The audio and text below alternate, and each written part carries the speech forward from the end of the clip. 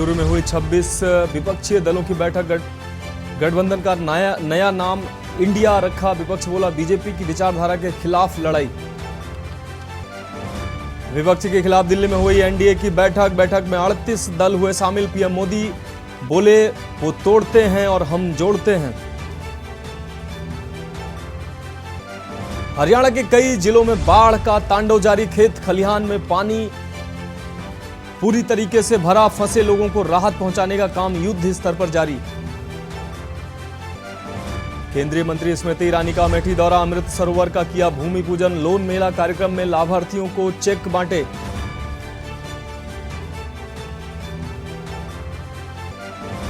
पाक से भारत आई सीमा हैदर पर सिकंजा कसा। एटीएस की पूछताछ में उगले कई राज।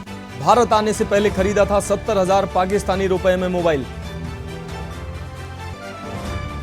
और ऋषिकेश में अलकनंदा का जलस्तर खतरे के करीब पहुंचा। पानी में समाये ऋषिकेश के प्रमुख घाट पौड़ी, टिहरी, देहरादून, हरिद्वार में अलर्ट जारी। आप देख रहे हैं के न्यूज, खबरों का सारथी। नमस्कार, देश की बात में आपका स्वागत है। मैं हूं आपके साथ मनोज मानस। रुक करेंगे खबरों का। खबर दिल्ली से आ रही है, जहां साल 2024 में होने वाले लोकसभा चुनाव की टक्कर शुरू हो गई है।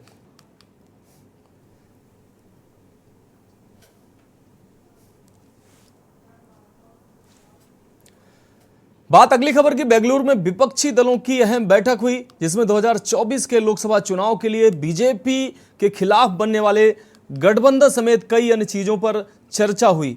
विपक्षी दलों का इस बैठक के जरिए यह संदेश देने का प्रयास किया गया कि वह 2024 के लोकसभा चुनाव में भारतीय जनता पार्टी के खिलाफ एकजुट है। विपक्ष की बैठक में Indian national development inclusive alliance यानी इंडिया विपक्षी दलों के नए गठबंधन का यही नाम रखा गया। बेंगलुरु में 26 विपक्षी दल एक साथ जुटे और 2024 के लिए नए गठबंधन का ऐलान किया। इसके बाद सभी नेताओं ने एक मंच पर आकर साझा प्रेस कॉन्फ्रेंस की। प्रेस कॉन्फ्रेंस की शुरुआत में कांग्रेस अध्यक्ष खड़गे ने इस गठबंधन के नाम की औपचारिक घोषणा की। उन्होंने बताया कि सभी दलों ने इंडिया नाम पर सहमति जताई है।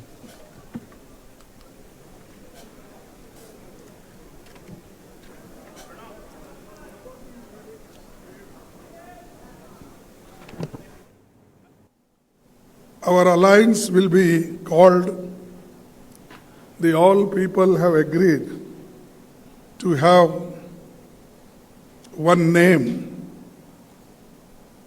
for the alliance. Earlier we worked with UPA.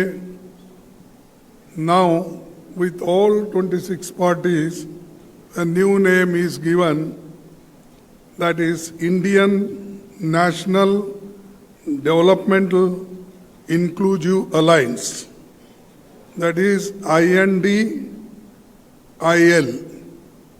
and this is Indian National Developmental Inclusive Alliance.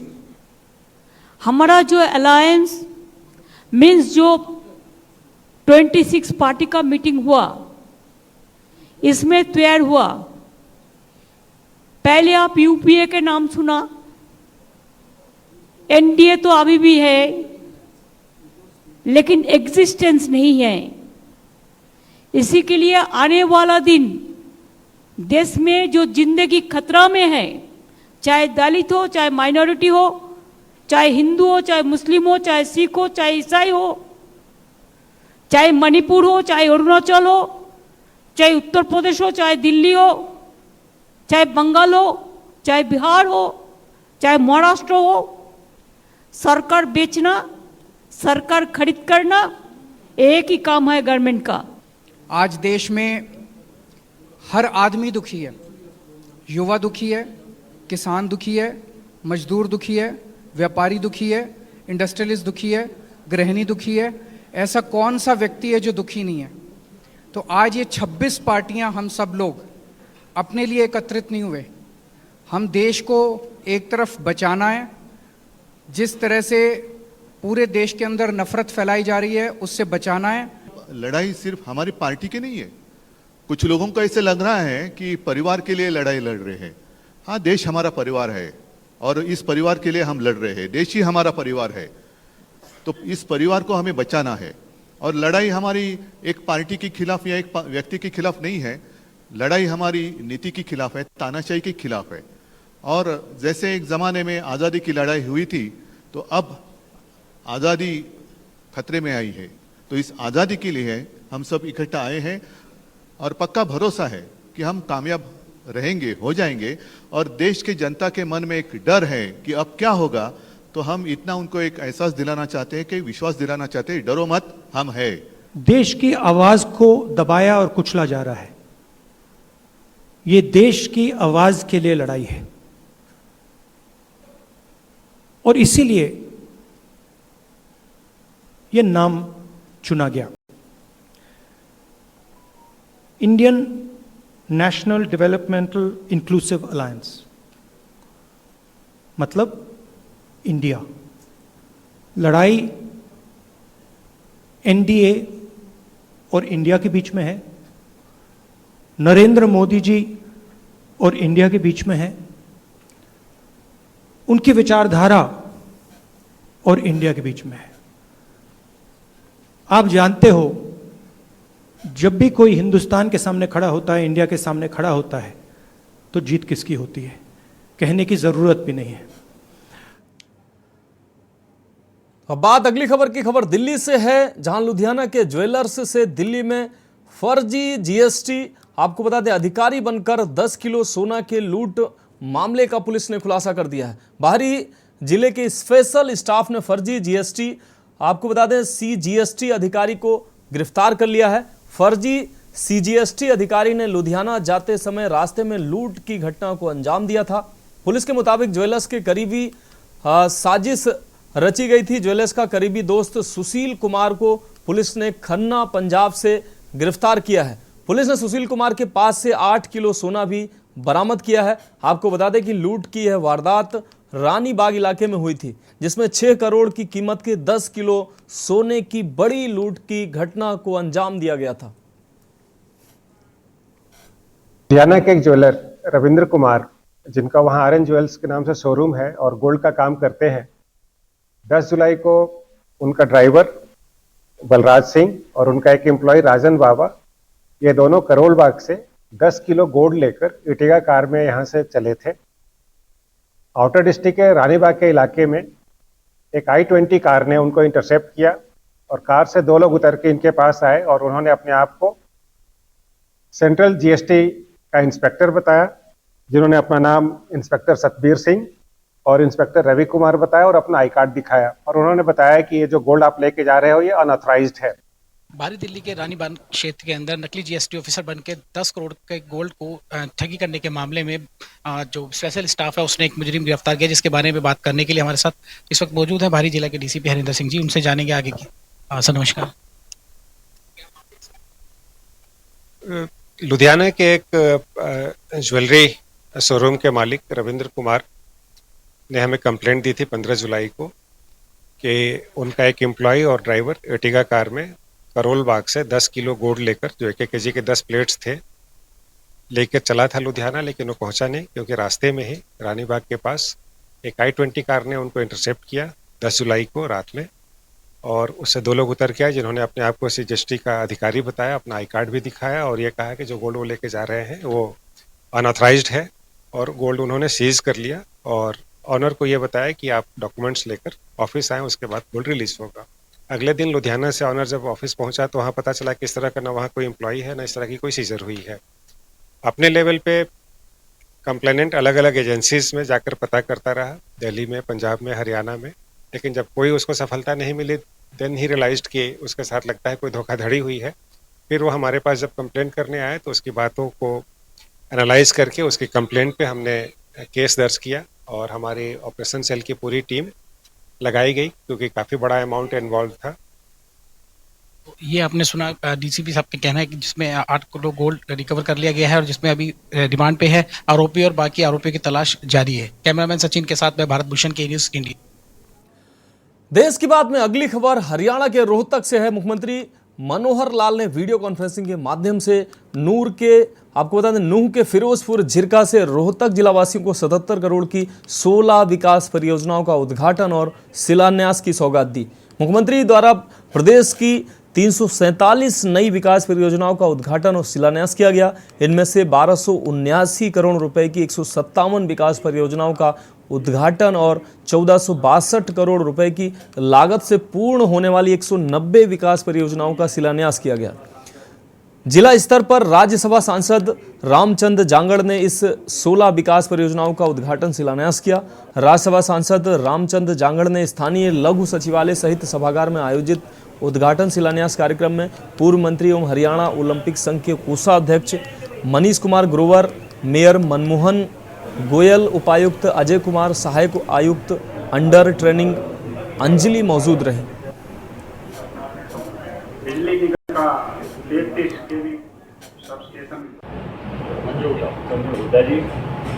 उपस्थित सभी मेरे अधिकारीगण, मेरे पार्टी के सभी साथियों, आज हमारे हरियाणा के यशस्वी मुख्यमंत्री माननीय मनोहर लाल जी से पूरे प्रदेश में विभिन्न परियोजनाओं का लोकार्पण और उद्घाटन कर रहे हैं। उसी में हमारे रोहतक जिले में 16 परियोजनाओं का आज लोकार्पण भी होगा और उसका फाउंडेशन भी स्टोन रखा जाएगा। इसमें तकरीबन 77 करोड़ की योजनाएं हमारे रोहतक जिलों को माननीय मुख्यमंत्री जी ने सौगात दी है। जब से 2014 के बाद से ही माननीय मनोहर लाल जी हरियाणा के मुख्यमंत्री बने हैं। हरियाणा में सबका साथ सबका विकास की नीति के तहत पूरे प्रदेश में विकास की योजनाओं की बहार आ रही है। हमारे प्रदेश में माननीय मुख्यमंत्री जी के आने के बाद जो विकास परियोजनाएं आई हैं उनमें हमारे मुख्य तौर के ऊपर एजुकेशन में और हेल्थ में सबसे ज़्यादा बढ़ोतरी हुई है। फरीदाबाद से जहां मुख्यमंत्री मनोहर लाल ने वर्चुअल माध्यम से फरीदाबाद को 116 करोड़ रुपए की विकास परियोजनाओं की सौगात दी है, तो वहीं केंद्रीय राज्य मंत्री कृष्णपाल गुर्जर ने कांग्रेस पर तंज कसा है। उन्होंने कहा कि कांग्रेस के अस्तित्व पर भी खतरा मंडरा रहा है। अपने अस्तित्व को बचाने के लिए गठबंधन किया जा रहा है। देश को आगे बढ़ाने का विजन जिसके पास होता है, जनता उसी को देश की बागडोर सौंपती है। प्रधानमंत्री नरेंद्र मोदी लगातार देश को ऊंचाइयों पर ले जाने का काम कर रहे हैं। बता दें कि केंद्रीय राज्य मंत्री कृष्णपाल गुर्जर सेक्टर 12 पहुंचे थे, जहां पर मुख्यमंत्री मनोहर लाल द्वारा पूरे हरियाणा को लगभग 2700 करोड़ की सौगात वीडियो कॉन्फ्रेंसिंग के जरिए दी गई। देखिए, आज हरियाणा के लिए बहुत खुशी का दिन है कि आज हरियाणा के यशस्वी मुख्यमंत्री मनोहर लाल जी पूरे हरियाणा की हजारों करोड़ की परियोजनाओं का शिलान्यास और उद्घाटन कर रहे हैं। उसी निमित्त आज फरीदाबाद में भी 4 परियोजनाओं का शिलान्यास भी है और उद्घाटन भी है। लगभग ये फरीदाबाद की 115 करोड़ रुपए की परियोजनाएं हैं, जिसमें 220 kVA के सब स्टेशन हैं, एक 78 में है जो 44 करोड़ 25 लाख रुपए की लागत से जो बन के तैयार हो गया, जिसका आज मुख्यमंत्री जी उद्घाटन करने वाले हैं। एक 89 में 61 करोड़ 25 लाख के करीब एक दूसरा 220 kVA का सब स्टेशन है, जिसका आज शिलान्यास माननीय मुख्यमंत्री जी रखने वाले।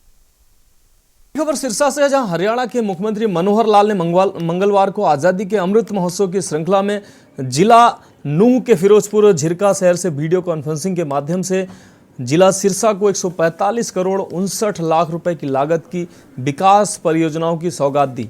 इसमें 4 करोड़ 86 लाख रुपए की लागत के 4 उद्घाटन व 140 करोड़ 72 लाख 68 हजार रुपए के 20 शिलान्यास शामिल हैं।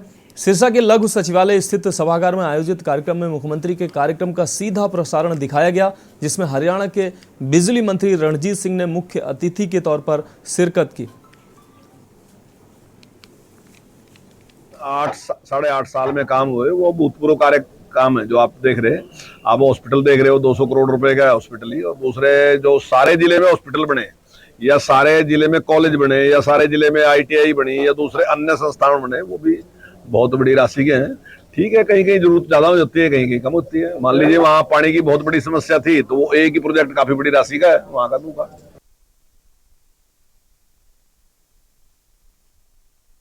अब बात अगली खबर की। हरियाणा के मुख्यमंत्री मनोहर लाल ने प्रदेशवासियों को 2741 करोड़ की करीब 347 परियोजनाओं की सौगात दी है। यमुनानगर में 27.5 करोड़ की योजनाओं का कैबिनेट मंत्री कंवर पाल गुर्जर ने वीडियो कॉन्फ्रेंसिंग के जरिए उद्घाटन किया। कंवर पाल गुर्जर ने सरकार की योजनाओं का गुणगान किया। उन्होंने कहा कि कांग्रेस की सरकार में नहर को खोद दिया जाता था, लेकिन आगे ब्रांच नहीं बनाई जाती थी जिससे पानी आगे न जाए। कांग्रेस राज्य में 300 क्यूसिक भी पानी आगे नहीं गया। उन्होंने भूपेंद्र हुड्डा के इस सवाल पर भी पलटवार किया, जिसमें हुड्डा ने कहा कि दादूपुर नलवी नहर में पानी छोड़ देना चाहिए था। इस पर कंवरपाल गुर्जर ने कहा कि हुड्डा साहब शायद नहीं जानते हैं कि दादूपुर नलवी नहर में पानी की ज़रूरत नहीं है, अगर छोड़ देते तो परेशानी और ज़्यादा बढ़ जाती।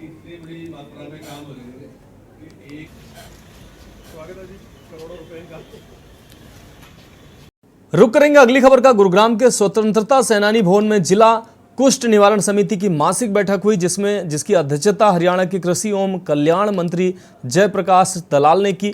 कष्ट निवारण समिति में 15 शिकायतें रखी गई थी। इस मौके पर गुरुग्राम के विधायक, जिला उपायुक्त, जिला कमिश्नर और जिला प्रशासनिक अधिकारी भी मौजूद रहे। मीडिया से खास बातचीत के दौरान हरियाणा के कृषि मंत्री जयप्रकाश दलाल ने बताया कि कष्ट निवारण समिति में कुल 15 शिकायतें आई थी, जिसमें से 10 शिकायतों का तो हमने मौके पर ही निपटारा कर दिया और बाकी की 5 शिकायतें जो बच गई हैं उस पर अधिकारियों के साथ मिलकर संज्ञान लिया जा रहा है। बहुत जल्द ही उन शिकायतों को भी निपटा दिया जाएगा। 2 कार्यक्रम इकट्ठे थे। पहले तो बहुत सारी मुख्यमंत्री जी के द्वारा पूरे प्रदेश को जो सौगात दी थी, तो गुड़गांव के जो शिलान्यास और उद्घाटन थे उसका कार्यक्रम था।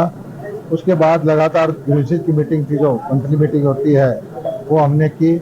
इसमें 15 परिवार थे, पिछली बार के भी पेंडिंग थे 6, और उनमें से 10 का हमने समाधान कर दिया है। 5 परिवार जो है अगली उसके लिए पेंडिंग रखे गए हैं, और एक किसान की फसल खराब हुई थी, उसमें उसको 50,000 रुपये की सहायता देने की मैंने अपने बीकू से घोषणा की है। अगली खबर यमुनानगर से, जहां हरियाणा के शिक्षा एवं वन मंत्री कंवरपाल गुर्जर ने बाढ़ के लिए हरियाणा को जिम्मेदार ठहराने के आम आदमी पार्टी के नेता व दिल्ली के मुख्यमंत्री अरविंद केजरीवाल के बयान पर प्रतिक्रिया व्यक्त करते हुए कहा कि यह केजरीवाल का गैर जिम्मेदाराना बयान है। हरियाणा के हथनी कुंड में पानी रोकने का कोई तरीका नहीं है, वह सिर्फ वैराज है। नदियां और दरिया प्राकृतिक होते हैं। साथ ही शिक्षा मंत्री ने कहा कि हरियाणा सरकार अवैध माइनिंग पर सख्ती कर रही है। इसी के चलते अवैध माइनिंग से भरे ट्रक पकड़े जाने पर भारी जुर्माने का प्रावधान किया गया है। सरकार ने समय रहते ध्यान दिया, तो नुकसान नहीं है। आप पंजाब में देखो ना कितना नुकसान है, आप दिल्ली में देख रहे हो कितना नुकसान है, हरियाणा में तो उसके मुकाबले में बहुत कम नुकसान है। इसीलिए क्योंकि सरकार की व्यवस्थाएं चाक चौबंद थी। आपने देखा कि जहां पानी आया ना वहां पानी आतन था। वो एक अचानक इस प्रकार की स्थिति, जैसे पानी गुलाचिका में आ गया या कैथल में आ गया, इस साइड में पानी आया, वहां तो इस प्रकार की उम्मीद नहीं थी कि पानी इस प्रकार से आएगा। लेकिन जहां तक आप जमुनानगर में देखो कि सारा कंट्रोल है, जमुना के साथ साथ सारा एरिया कंट्रोल में रहा। लेकिन जहां पानी आएगा वहां कोई उम्मीद नहीं थी पानी की, तो वहां वाकई नुकसान होगा। और जहां तक मदद की बात है केंद्र की, तो अब भी फ्लड आया। अब जैसे पानी अब उतर गया और उतरने लग गया, हमारे यहाँ तो बिल्कुल पानी उतर गया, लेकिन कुछ एरिया ऐसे है जहाँ पानी अभी तक उतरा नहीं, वहाँ काफी टाइम लगेगा। तो उसके बाद ही नुकसान का अनुमान लगेगा कि कितना नुकसान है, तो उसके बाद डिमांड। देश की बात में बात करेंगे अगली खबर की। हरियाणा के राज्यपाल बंडारू दत्तात्रेय ने राष्ट्रीय शिक्षा नीति 2020 के प्रभावी क्रियान्वयन को महत्वपूर्ण बताते हुए कहा कि यह नीति विद्यार्थियों के कौशल, प्रशिक्षण एवं रोजगार पाने की संभावनाओं को बढ़ा देती है। इसलिए हरियाणा के शिक्षण संस्थानों को इसके प्रभावी क्रियान्वयन पर ध्यान देना होगा। राज्यपाल श्री बंडारू दत्तात्रेय जेसी बोस विज्ञान एवं प्रौद्योगिकी विश्वविद्यालय YMCA फरीदाबाद में आयोजित लोकार्पण समारोह की अध्यक्षता कर रहे थे। इस अवसर पर उन्होंने विश्वविद्यालय में लगभग 30 करोड़ रुपए की लागत की 2 छात्र केंद्रित परियोजनाओं का लोकार्पण किया। समारोह में उच्च शिक्षा मंत्री मूलचंद शर्मा ने मुख्य अतिथि तथा अतिरिक्त मुख्य सचिव श्री आनंद मोहन शरण ने विशिष्ट अतिथि के रूप में उपस्थित होकर समारोह में उपस्थित रहे। समारोह को संबोधित करते हुए राज्यपाल ने कहा कि जेसी बोस विश्वविद्यालय प्रदेश का प्रतिष्ठित शिक्षण संस्थान है और विश्वविद्यालय में नई परियोजनाएं विद्यार्थियों के लिए उच्च शिक्षा को सुविधाजनक बनाएंगे। उन्होंने कहा कि विश्वविद्यालय ने हाल के वर्षों में ढांचागत सुविधाओं में विस्तार किया है, जो कि एक सराहनीय पहल है।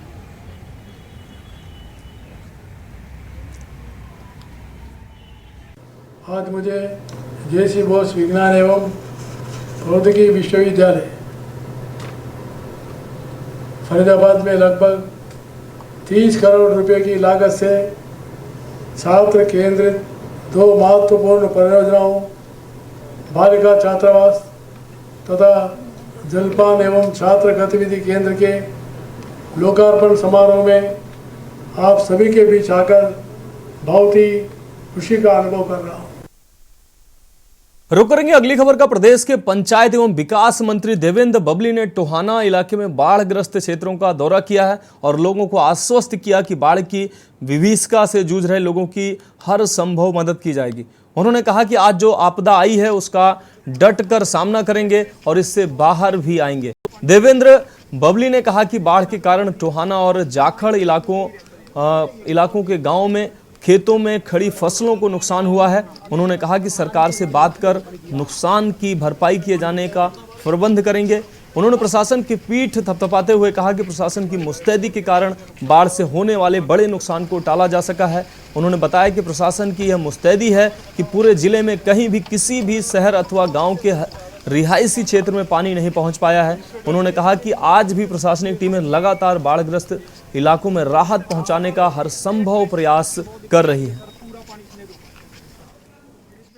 पीने के पानी की समस्या वैसे भी जो संस्थाएं मैं आपको बता रहा हूँ, कभी ट्रालियां भर के सभी लोग अपनी तरफ से भी पानी गांव के अंदर भेजने में लगे हुए हैं और जो हमारा डिपार्टमेंट की पब्लिक हेल्थ डिपार्टमेंट की तरफ से था उसकी तरफ से भी हमने पानी को सुनिश्चित किया है कि हमारे इन सब गाँव को स्पेशली तौर पर देख के इनको पानी मुहैया कराया जाए। कहीं भी कोई समस्या किसी भी प्रकार की नहीं आने दी जाएगी। सिर्फ अनुरोध इतना है कि भाईचारे को बना के रखें, मजबूती रहें और जो सबको आज ये राजनीति करने का समय नहीं है, आज ये आपदा में अवसर ढूंढने का समय नहीं है, आज ये एक दूसरे की मदद करके आज जो आपदा है इससे निपटने का समय है। यही मेरी सभी मेरे इलाकावासियों से खासतौर से हाथ जोड़ के अपील है कि हम सब एक होकर भाईचारे का संदेश जो आप लोग लंबे समय से देते भी रहे। टोहाना कंस्टिट्यूंसी का एक अलग पूरे हरियाणा में महत्व है। देश की बात में वक्त है एक ब्रेक का। ब्रेक के बाद जल्द हाजिर होंगे। आप देख रहे हैं के न्यूज, खबरों का सारथी। ब्रेक के बाद देश की बात में एक बार फिर से आपका स्वागत है। बात करेंगे अगली खबर की। कांग्रेस नेत्री और छत्तीसगढ़ प्रभारी कुमारी शैलजा को सिरसा में घग्गर नदी का जायजा लेने पहुंची।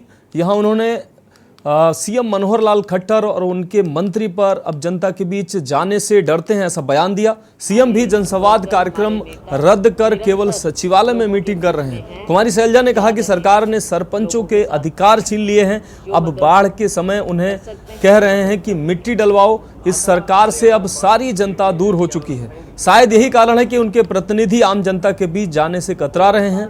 यदि समय रहते सरकार बाढ़ प्रबंधन पर कार्य करती तो आज प्रदेश के किसानों के खेत में किसानों के खेत और घर न डूबते। सरकार ने सरपंचों को जेसीबी के अलावा कोई साधन उपलब्ध नहीं करवाया है। किसानों को 50,000 मुआवजा देना चाहिए। किसान फसल दोबारा लगा पाएंगे या नहीं, अभी तो इस पर भी संशय बना हुआ है। बाढ़ में किसानों के ट्यूबवेल भी डूब गए हैं। प्रदेश में ड्रोनों की आपको बता दें ड्रेनों की सफाई तक अभी तक नहीं हो पाई है। जी बिल्कुल, हमारे वर्करों का हमने पहले ही आह्वान कर दिया और लोग हमारे सरकार के सामने गुहार लगाने का कुछ नहीं, हमने डिमांड किया है लोगों की ओर से, क्योंकि हम विपक्ष की पार्टी हैं तो हमारा काम है कि लोगों की जो भी बात है उसको हम उठाएं, मीडिया में भी उठाते हैं और ऐसे लोगों के बीच में भी जाकर हम यही उम्मीद करते हैं कि सरकार इसकी ओर ध्यान दे, क्योंकि आज के दिन जैसा मैंने कहा ब्लेम गेम की बजाय हम चाहेंगे कि सरकार ज़मीन पर उतरे और लोगों की मदद करे और जो हमने डिमांड रखी है लोगों की ओर से वो लोगों तक पहुंचाएं।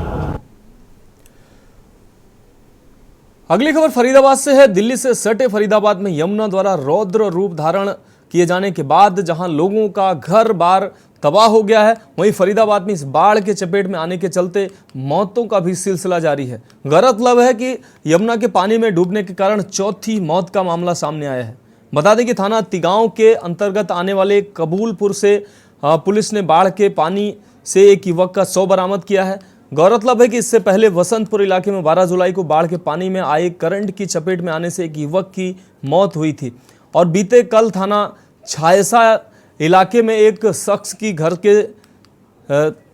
से सामान निकालने के दौरान एक शख्स की मौत हुई थी तो दूसरे का शव पानी में डूबा हुआ मिला था। पुलिस ने चौथे शव का पोस्टमार्टम करवाकर उनके परिजनों के हवाले कर दिया।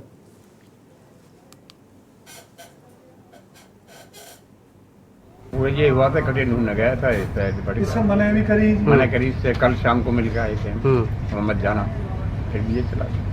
अभी पानी उतरा है या नहीं उतरा? अच्छा, गड्ढा था वो नहीं देख पाया। गड्ढे चल गया।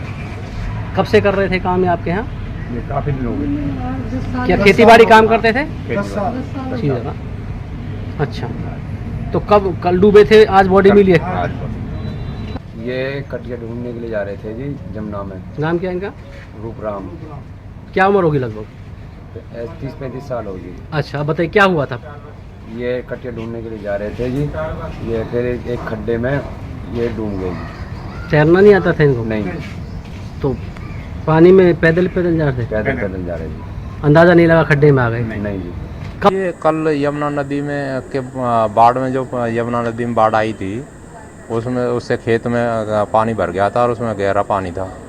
उसमें ये अपनी कटिया को तलाश करते हुए किसी कारणवश उसमें पानी में पहुंच गया गहरे में और वहाँ डूब गया। जानवर लेने गया था?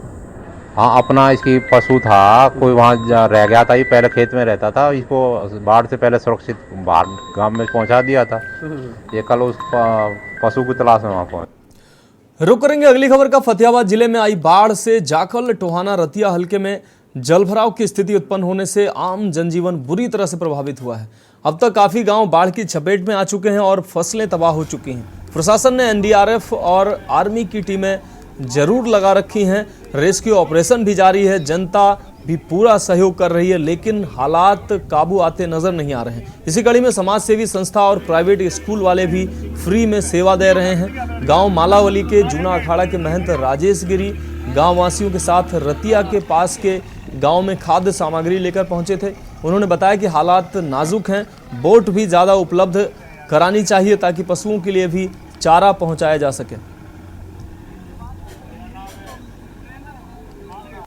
हालात तो वहाँ के काफ़ी नाजुक हैं, परेशानियाँ भी काफ़ी हैं। कुक्कू की ढाणी, लंबा, घासवा, ये रतिया से उस पार के जो क्षेत्र है उसमें काफ़ी समस्याएं हैं। खेत पूरी तरह से पानी से डूब चुके हैं, आवागमन ख़त्म हो चुका है 2-3 गाँवों का तो बिल्कुल एक तरीके से।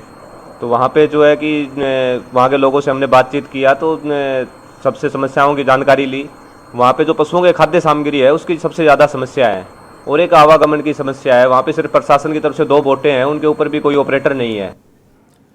अगली खबर फरीदाबाद से है। यमुना नदी में जलस्तर बढ़ने से जिले के कई इलाकों में आई बाढ़ से बीमारियों का खतरा बढ़ गया है और यही वजह है कि जहां एक ओर प्रशासन के सामने बाढ़ से निपटने की चुनौती है, वहीं बाढ़ पीड़ित लोगों में बीमारियों का भी लगातार खतरा बढ़ रहा है। स्वास्थ्य विभाग के रिकॉर्ड के अनुसार रविवार को 74 लोगों में विभिन्न तरह की बीमारियां पाई गईं, जिसमें सबसे ज्यादा त्वचा की बीमारी, इसके अलावा बुखार, खांसी, जुकाम की शिकायतें सबसे ज्यादा आ रही हैं और यही वजह है कि स्वास्थ्य विभाग हर उन इलाकों में कैंप लगा रही है जहां पर बाढ़ आई हुई है और एक एक मरीज की जांच की जा रही है। मौके पर ही उनको दवाइयां भी उपलब्ध कराई जा रही हैं। जिस मरीज की हालत ज़्यादा खराब होती है उसको हॉस्पिटल में एडमिट करवाया जा रहा है।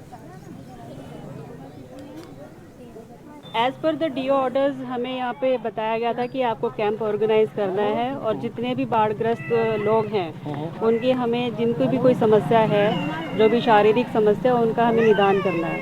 तो हम इसलिए यहाँ पे हमने कैंप लगाया है और इसमें हमने 65-70 के करीब अभी पेशेंट देख लिए हैं और ज़्यादातर स्किन के पेशेंट और फीवर के, बैक एक, लेग पेन्स, इस तरह की ज़्यादा शिकायतें हैं। बाकी जो रूटीन की जो इनकी बीमारियां हैं जैसे लिकोरिया है या किसी को ब्लीडिंग है, तो उस तरह के भी केसेस आ रहे हैं सामने हमारे पास, लेकिन ज़्यादातर फीवर बॉडी एक के हैं। क्या नाम है आपका? गौरव नाम है मेरा। गौरव, यहाँ पर डॉक्टर की टीम आई है आप लोगों के बाद के इलाकों में, दवाइयाँ मिल रही हैं आप लोगों को? जी, दवाइयाँ मिल रही हैं, पूछ के दिया जा रहा है किसको क्या परेशानी हो, उनको दवाइयाँ दी जा रही हैं। मुझे खुद दवाई दी गई है, संसमनी बटी। 2 गोली सुबह ज़्यादा शाम समस्या क्या है यहाँ पे लोगों को? ज़्यादा किस चीज़ की बीमारी? ज़्यादा तो कमर दर्द और खुजली की समस्या और छाले वगैरह हैं। बुखार भी है? बुखार भी है जी। तो इलाज चल रहा है? जी इलाज चल रहा है, बुला के बोला जा रहा है दवाइयाँ ले लीजिए, और हमारे बीच में ही आके दवाइयाँ दी जा रही हैं। यहाँ आगे भी बैठे हैं, एम्बुलेंस भी आ रखी है। अब बात करेंगे अगली खबर की। सिरसा सिविल सर्जन के निर्देशानुसार मोबाइल एम्बुलेंस में चिकित्सकों की टीम बाढ़ पीड़ित गांव में लोगों को दवाइयां उपलब्ध करवाने का काम कर रही है। यह टीम गांव-गांव जाकर मरीजों का चेकअप कर रही है और उन्हें मुफ्त में दवाइयां वितरित की जा रही हैं। टीम इंचार्ज डॉक्टर हुस्मी वर्मा ने बताया कि सीएमओ डॉक्टर M.K. भादू के निर्देशानुसार यह टीम बाढ़ प्रभावित क्षेत्र में जाकर मरीजों को दवाइयां बांटने का काम कर रही है। उन्होंने बताया कि मरीजों का चेकअप किया जा रहा है और उन्हें दवाइयां भी दी जा रही हैं। इस टीम में डॉक्टर हुस्मी वर्मा के साथ स्टाफ चंदन बीरपाल, शमशेर, अशोक, गौरव बखूबी ड्यूटी निभा रहे हैं।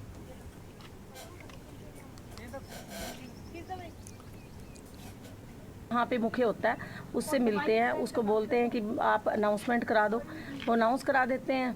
जैसे किसी को कोई दवाई होती है, लेनी होती है, 15, 20, 50, 100 जितने पेशेंट आते हैं हम उनको मेडिसिन दे के ही जाते हैं। कल भी इसी तरह हम आए थे, और डेली जब तक ये पानी नहीं जाएगा तब तक हमारी डेली ड्यूटी। रुक रहेंगे अगली खबर का। अंबाला में सद्दोपुर के पास नहर के टूटने से वाटर ट्रीटमेंट प्लांट तक पानी न आने के कारण अंबाला कैंट में पानी की कमी साफ तौर से देखी जा सकती है। वाटर सप्लाई के एक्सियन अनिल चौहान ने इसको लेकर अंबाला कैंट के PWD रेस्ट हाउस में बीजेपी कार्यकर्ता के साथ मीटिंग की। अंबाला में केवल मंगलवार शाम तक का पानी बचा है। यह बात गृह मंत्री भी कह चुके हैं कि अंबाला के लोग देखकर पानी यूज करें। उन्होंने बताया कि नहर को ठीक करने का कार्य चल रहा है। इस कार्य में 4 से 5 दिन लगेंगे, तब तक ट्यूबवेल से ही काम चलाना होगा। उन्होंने बताया कि जहां पर ट्यूबवेल है वहां पर पानी आएगा, जहां नहर बेसिस है वहां पर कम समय पानी आएगा। उन्होंने कहा कि हम कोशिश करेंगे कि पानी की सप्लाई सुचारू रूप से चलती रहे।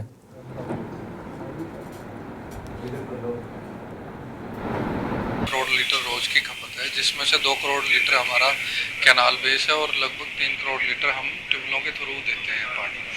तो क्योंकि नरवाड़ा ब्रांच पीछे से टूट गई है 2-3 जगह से, तो वो इरिगेशन डिपार्टमेंट ने। देश की बात में अगली खबर कुरुक्षेत्र से है, जहां शाहाबाद के डकाला गांव में बाढ़ से धंसी सड़क ने एक युवक की जान ले ली। गहरे गड्ढे में भरे पानी में डूबने से उसकी मौत हुई है, जबकि उसके साथी को डूबता देख ग्रामीणों ने उसे सुरक्षित बाहर निकाल लिया है। युवक की मौत से ग्रामीणों का आक्रोश फूटता नजर आया। ग्रामीणों ने जमकर रोष जताया है। बता दें कि बारिश के पानी के तेज बहाव से सड़क में 20 से 25 फीट का गहरा गड्ढा हो गया। ग्रामीणों का कहना है कि पिछले कई दिनों से यह सड़क टूटी हुई थी, लेकिन प्रशासन ने कोई ध्यान नहीं दिया। प्रशासन की अनदेखी की वजह से ही यह हादसा हुआ है। प्रशासन की रफ्तार ही बहुत सुस्त है। कितने दिनों से ये सड़क टूटी पड़ी है, यहाँ कोई नहीं आया, आज तक कोई भी नहीं आया। ये लड़के हमारे गांव डकाला और एक लड़का बीपुर का, एक भीरा है, एक गांव बीपुर से है जिसका हमें नाम नहीं पता है। बाकी वो इधर से खेत में से जा रहे थे, जैसे डूबे हैं और ये आगे उनकी अभी लाशें मिल गई हैं। प्रशासन कोई आया नहीं, अभी तक कोई नहीं पहुंचा है। ये घंटे 1.5 की बात हो गई है, अभी तक यहाँ कोई भी नहीं पहुंचा। ऐसा है, जब पीछे 2-3 दिन से 3 दिन पहले जो 7-8 दिन पहले जो बारिश पड़ी थी, उससे बारिश से क्या हुआ, पानी पीछे से ज्यादा आया। बांध जो मोहनपुर वाला बांध है, कुछ अनआइडेंटिफाई लोगों ने, जिनकी हम अभी जांच कर रहे हैं किन लोगों ने, उन्होंने वो बांध तोड़ दिया। तोड़ने के कारण क्या हुआ, जो मारकंडे का सारा बहाव है वो गांव डकाला से होते हुए कुरुक्षेत्र की तरफ निकल गया। ये जो डकाला गांव की मुख्य सड़क जा रही है झंसा कुरछाबद वाली, इसके ऊपर 20-25 फुट डूंगा खड्डा बन गया। उस खड्डे को हम कई दिन से शासन प्रशासन से डिमांड कर रहे थे, उस बांध को बनवाया जाए, जब पानी रुके तो इसको भी कवर किया जाए। और सबसे बड़ी समस्या है, शासन नाम प्रशासन नाम की कोई चिड़िया शाहबाद और जिला कुरुक्षेत्र में है ही नहीं। अभी हमारे को सूचना प्राप्त हुई थी, डकाले के पास जो है सड़क बाढ़ के कारण कटी हुई है, उसमें 2 युवक जो है डूब गए, वो उसको क्रॉस कर रहे थे। अभी जो है उनको निकाल लिया गया है और उनको हॉस्पिटल पहुंचा दिया है। अभी बयान लिख के आगे कार्रवाई जो भी होगी नियमानुसार कही जाएगी। हालात एक तो बता रहे हैं अभी डेड हो गया, एक में सांस बता रहे थे चल रहा है, लेकिन अभी उनको हॉस्पिटल लेकर गए हुए हैं। जैसे ही उनके परिवार के सदस्य से मुलाकात होगी या बयान हो गए तो आगे हमें नियमानुसार कार्रवाई लाई जाएगी। एक तो इसका डकाले का है सर, बलवीर सिंह है, और एक है ये बीबीपुर का लड़का है रोहित। दो व्यक्ति थे जो इसको पैदल क्रॉस कर रहे थे, गहरा ज्यादा है जिसके कारण उनकी जो है एक की मौत हो गई है, बता रहे।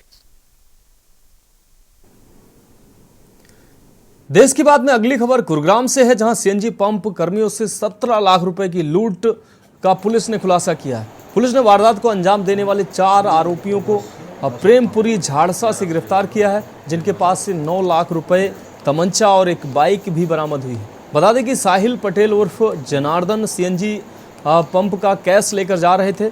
स्कूटी सवार कर्मियों से इफ्को चौक के पास ये लूट की घटना हुई।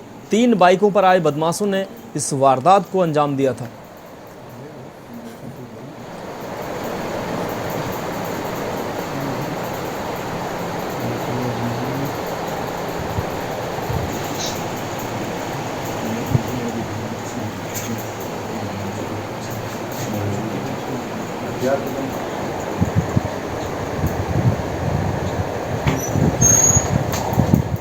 ये 10 जुलाई को एक सीएनजी पंप है सेक्टर 31 के अंदर, वहाँ उस सीएनजी पंप के कर्मचारी लगभग 11 बजे के आसपास सीएनजी पंप का जो कैश कलेक्शन था वो उसके जो कंसर्न ऑफिस था सुशांत लोक में, वहाँ जमा कराने के लिए जा रहे थे। इस दौरान एक जो इफ्को चौक के पास पुलिस स्टेशन सेक्टर 17 के जो एरिया पड़ता है, उस दौरान कुछ 3 लड़कों ने एक मौका वारदात को अंजाम दिया, जिस दौरान जो सीएनजी पंप के जो 2 कर्मचारी थे जो कैश लेके जा रहे थे एक स्कूटी के ऊपर, उनको रोककर उनसे लगभग 9,35,000 रुपये की स्नैचिंग करी गई। उनका जो जिसमें बैग था वो बैग छीन के और वहाँ से वो मौके से फरार हो गए। उस घटनाक्रम को अंजाम दिया, जिसके ऊपर कार्रवाई करते हुए हमारी क्राइम ब्रांच सेक्टर 17 की टीम, इंस्पेक्टर नरेंद्र की टीम ने तत्परता से कार्रवाई करते हुए और बड़ी गहनता से पूरी कोशिश करके इन सभी 4 आरोपियों को पकड़ने में सफलता हासिल करी है।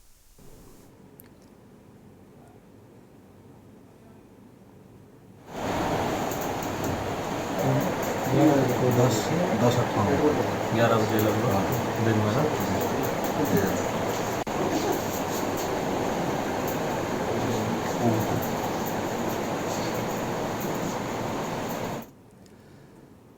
देश की बात में अब खबरें उत्तर प्रदेश से। महाराजगंज एसएसबी एडीजी का भारत नेपाल सीमा का दौरा सामने आया है। एडीजी बी राधिका ने सोनोली बॉर्डर का निरीक्षण किया है। आपको बता दें, एडीजी ने नेपाल के अधिकारियों से बातचीत की है। इस दौरान बॉर्डर पर लगे सीसीटीवी और चेकिंग पॉइंट को भी परखा है। तस्करी रोकथाम के लिए कड़ी पहरेदारी के निर्देश भी एडीजी ने दिए हैं। तो एडीजी बी राधिका ने सोनोली बॉर्डर का दौरा किया है। एडीजी ने नेपाल के अधिकारियों से इस बीच वार्ता भी की है। आपको बता दें, बॉर्डर पर लगे सीसीटीवी और चेकिंग पॉइंट को भी एडीजी के द्वारा परखा गया है। तस्करी रोकथाम के लिए कड़ी पहरेदारी के निर्देश भी एडीजी ने जारी किए हैं। तो महाराजगंज से अहम खबर आपको दिखा रहे हैं। एसएसबी एडीजी का भारत नेपाल बॉर्डर का दौरा। एडीजी बी राधिका ने सोनोली बॉर्डर का दौरा किया है और निरीक्षण किया है। एडीजी ने नेपाल के अधिकारियों से इस बीच बातचीत भी की है। महाराजगंज से अहम खबर आपको दिखा रहे हैं। बॉर्डर पर लगे सीसीटीवी और चेकिंग पॉइंट को परखा है। आपको बता दें, एडीजी बी राधिका ने सोनोली बॉर्डर का निरीक्षण किया है। एडीजी ने नेपाल के अधिकारियों से वार्ता भी की है। बॉर्डर पर लगे सीसीटीवी और चेकिंग पॉइंट को परखने का काम किया है। तो यह अहम दौरा तस्करी रोकथाम के लिए कड़ी पहरेदारी के निर्देश भी एडीजी के द्वारा दिए गए हैं। महाराजगंज से अहम खबर आपको दिखा रहे हैं। एसएसबी की एडीजी का भारत नेपाल बॉर्डर का दौरा। एडीजी बी राधिका ने सोनोली बॉर्डर का दौरा किया है और निरीक्षण किया है।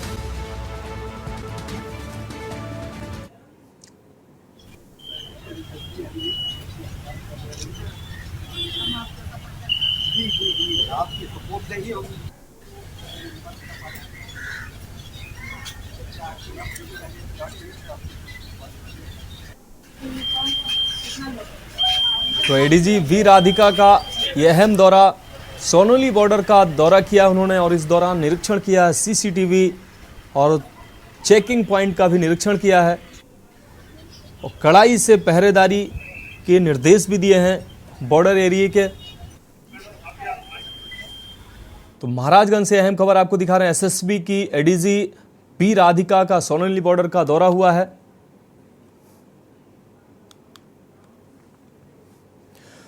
देश की बात में अगली खबर पंजाब के गुरदासपुर से है। गुरदासपुर के दोरांगला रोड पर पुली, आपको बता दें, पुली टूटने के कारण लोग परेशान हो रहे हैं। परेशान किसानों ने कहा है कि प्रशासन जल्दी ही पुली बनाए। इस संबंध में जानकारी देते हुए भारतीय किसान यूनियन चढ़ूनी के प्रधान इंद्रपाल सिंह ने कहा है कि गुरदासपुर से दोरांगला जाने वाला रास्ता, जिसके बीच में एक पुली टूटी हुई है, जिससे लोगों को आने जाने में काफी मुश्किलों का सामना करना पड़ रहा है। 40 दिन आंदे 50 दिन हो गए ने हजे तक। उन्होंने कहा कि यहाँ से बस व ट्रॉली नहीं गुजर सकती है और आए दिन ही लोगों के साथ कई दुर्घटनाएं हो रही हैं।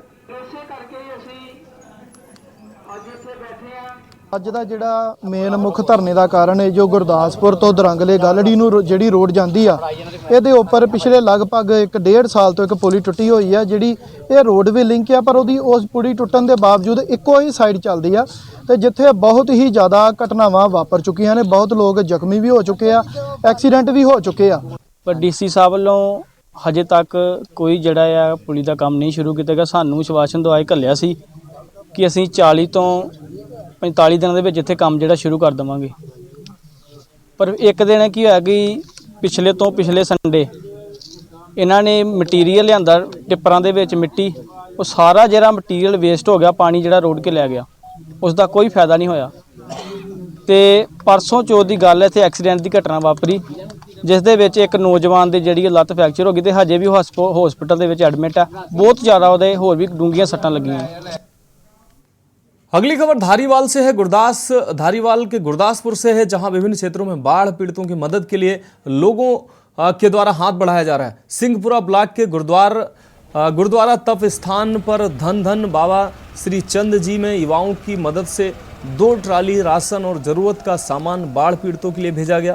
साथ ही लोगों से बाढ़ पीड़ितों की मदद के लिए आगे आने की अपील भी की गई। इस दौरान चढ़दी कला यूथ क्लब के अध्यक्ष जतिंदर सिंह गोरा, सुहाल जमकौर सिंह, माफ़ कीजिएगा, चमकौर सिंह, विक्रमजीत सिंह, रुपिंदर सिंह, हरनेक सिंह बाबा, हरनेक सिंह साबा बल आदि युवाओं ने कहा कि वह पीड़ितों की यथासंभव मदद करने में पीछे नहीं रहेंगे।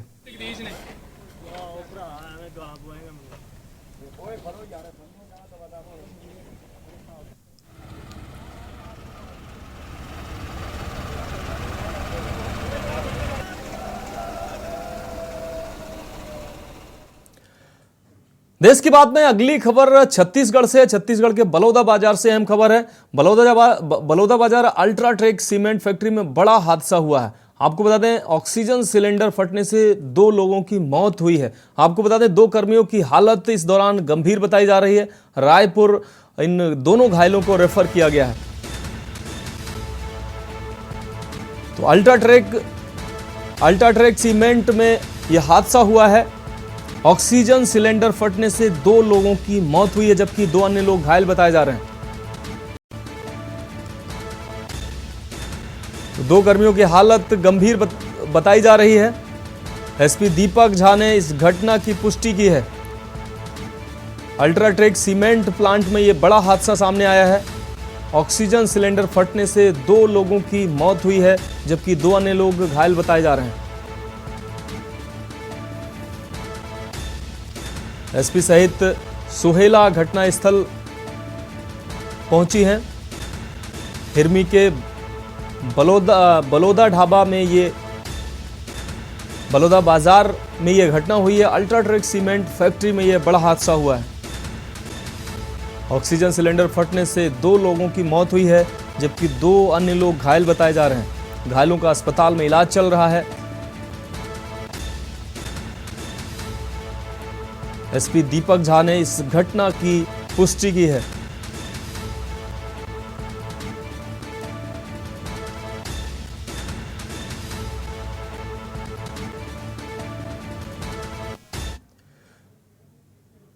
बात करेंगे अगली खबर की। छत्तीसगढ़ सरकार की अनदेखी कहें या जिला प्रशासन की लापरवाही। आपको बता दें, खामियाजा भुगत रहे यहाँ के ग्रामीण विशेष व्यक्ति। आप अपना नेता चुनकर एक उम्मीद लगाकर इन लोगों ने एक अपना नेता चुना था ताकि अपने ग्राम पंचायत में हो रही समस्याओं को दूर कर सके। साथ ही उन्हीं समस्याओं को लेकर शासन प्रशासन से लगातार गुहार लगाते नजर आ रहे हैं ये लोग। आपको बता दें, प्रशासन के जिम्मेदार अधिकारी ऐसा ही एक मामला कोंडागांव जिला मुख्यालय से महज 20 किलोमीटर के दूरी पर देखने को मिला, जहां के ग्रामीणों की समस्या जब प्रशासन ने नहीं सुनी तो खुद ही पूरे गांव के ग्रामीणों ने लकड़ी का पुल बना डाला। देखें पूरी खबर कोंडागांव के संवाददाता दीपक वैष्णव के साथ।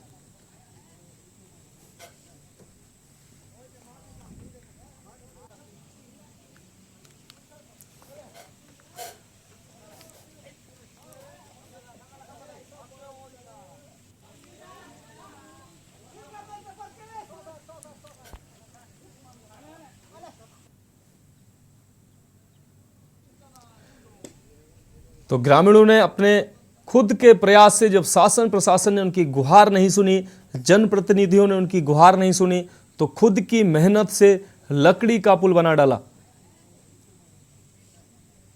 इन ग्रामीणों ने प्रशासन के चक्कर लगाते लगाते जब वो थक गए तो उन्होंने स्वयं से अपनी मेहनत से लकड़ी के पुल का निर्माण करना शुरू कर दिया।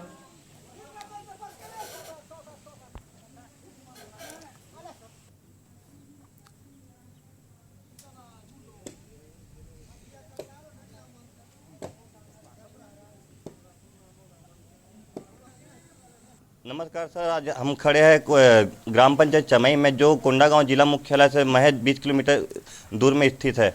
और आज जो यहाँ के ग्रामीण हैं आज खुद से बेड़ा उठा रहे हैं कि एक पुलिया का निर्माण हो जाए।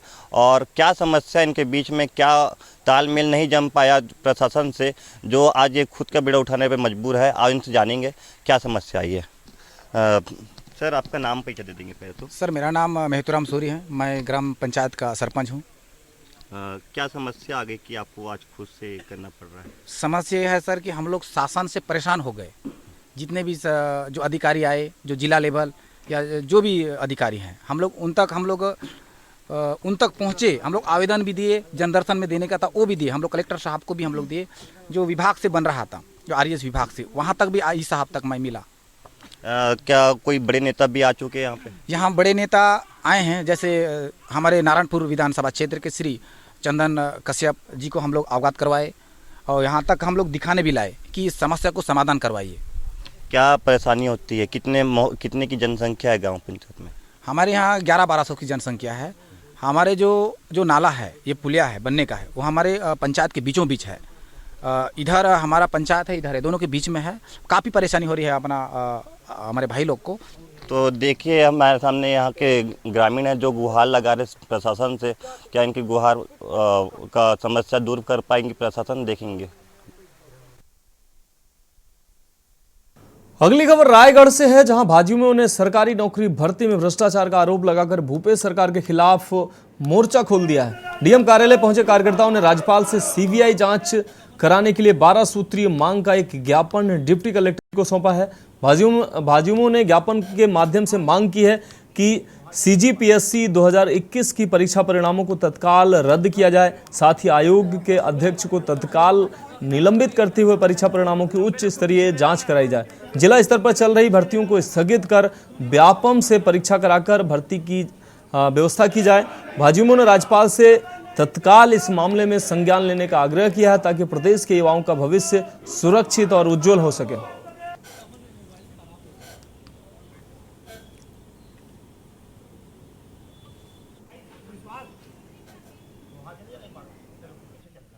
भारतीय जनता युवा मोर्चा के प्रदेश के आह्वान पे आज हम युवा मोर्चा जिला के पदाधिकारी रायगढ़ कलेक्टर में ज्ञापन देने आए थे। जिस प्रकार छत्तीसगढ़ में कांग्रेस की सरकार हर विषय में भ्रष्टाचार कर रही है, कुछ दिनों पहले PSC में हमने सुना था, आज व्यापम में घोटाला हुआ है। यानी जिस प्रकार की आज हर क्षेत्र में देख लें, चाहे स्टोनों की भर्ती हो चाहे किसी चीज में भर्ती प्रक्रिया को लेकर हम 18 बिंदुओं पर आज ज्ञापन दिए हैं और इस विषय को लेकर हम ज्ञापन दिए। आगे हमारी मांगे पूरी नहीं हुई तो क्रमबद्ध हम आंदोलन कराएंगे। पुतला दहन, चक्का जाम, अनेक प्रकार के निरंतर हमारा आंदोलन चलते रहेगा। छत्तीसगढ़ प्रदेश कांग्रेस सरकार के द्वारा लगातार तो यूं ही बहुत सारे घोटाले किए जाते हैं। युवाओं को लेकर के वो शिक्षा के जगत में बहुत सारे घोटाले किए हैं। इससे पूर्व में वो पीएससी में घोटाले किए थे, परंतु अभी आत्मानंद स्कूलों में बहुत सारे भर्ती परीक्षा किए गए हैं जिसमें भर्ती हुआ, जिसमें वो व्यापम से चयनित शिक्षकों को लिया गया। उसमें ऐसे शिक्षक हैं जो कई एग्जाम में भी बैठे नहीं है और कई ऐसे शिक्षक हैं जो सीधे भूपेश सरकार को पैसा देकर के पास हुए हैं। तो आज हम युवा मोर्चा के कार्यकर्ता यहाँ लगभग 40 से 45 की संख्या में उपस्थित हुए थे और हमारा यही मांग है कि शिक्षा के क्षेत्र में वो युवाओं को छले मत, ठगे मत और ज्यादा से ज्यादा हम ये मांग करना चाह रहे हैं कि प्रदेश कांग्रेस सरकार के द्वारा जिस तरह से शिक्षा को लेकर के भ्रष्टाचार किया जा रहा है, हम आज कलेक्टेड महोदय को ज्ञापन दिए हैं। छत्तीसगढ़ के राज्यपाल के नाम से युवा मोर्चा के द्वारा अपनी 12 सूत्री जो कांग्रेस सरकार के 4 साल में जो शिक्षा को लेकर, भर्ती को लेकर उसके संबंध में ज्ञापन सौंपा गया है।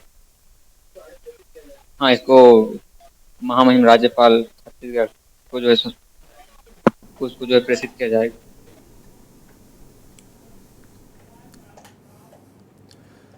तो देश की बात में आज के लिए इतना ही। मुझे दीजिए इजाजत और आप देखते रहिए के न्यूज़ इंडिया।